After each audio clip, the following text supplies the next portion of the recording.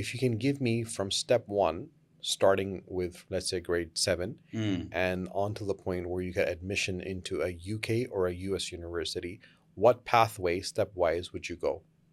Sure. So for seventh and eighth grade students, it's really just exploring interest. That's step one. That's step one.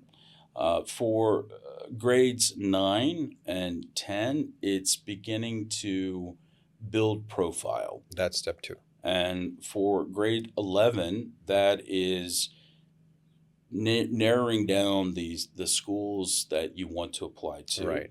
And grade 12, ensuring that you have the standardized testing and the applications in.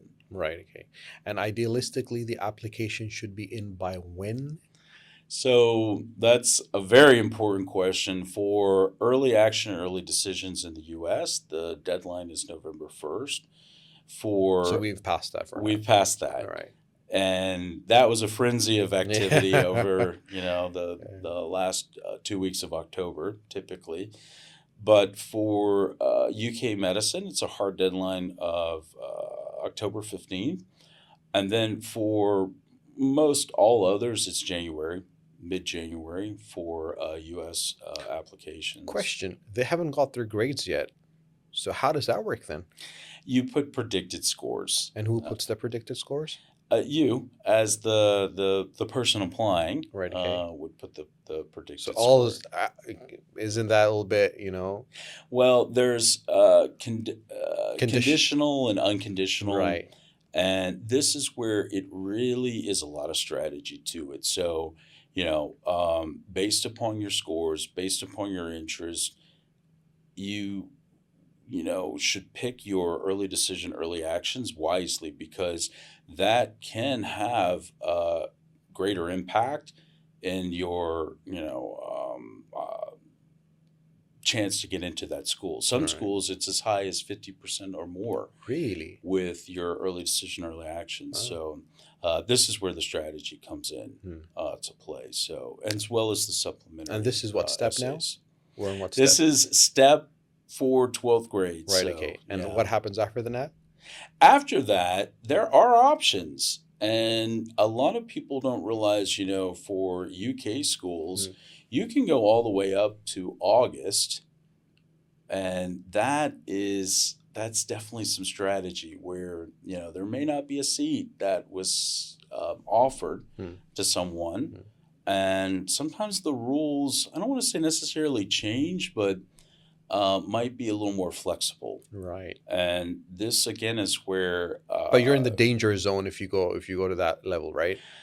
Not necessarily. We've had a lot of success with this Oh, really? in UK schools, and I think this is where UniHawk really excels in the strategy of the applications past the January cutoff. So if anyone missed that, they should get in touch with you then. I don't want to say that directly, but I would say you would be amazed at the number of students we have had success who in January wasn't looking so good. And they were dead set on going to this college. And then they got a rejection. And then we came back and found an even better solution. Right. So never give up. Never give up. I think that's one of the major things which a lot of students tend to face, that they have their heart set on a particular college and school, right? And they're like, we're definitely going to get into that. Yes. And when they don't, so either they decide that we're going to take a gap year or something, reapply for it and try to again, or we go to a different school. So in your recommendation, and this is going to be something that, a lot of people tend to face, taking a gap year just to reapply again, is that wise or no? No. There are several options that I would recommend where students can enroll in programs specifically designed for gap years. So that could be, a research project. That could be in the same university or college. No, not necessarily. Right. No. So these are external from universities, and there are multiple options with that, where you have a very structured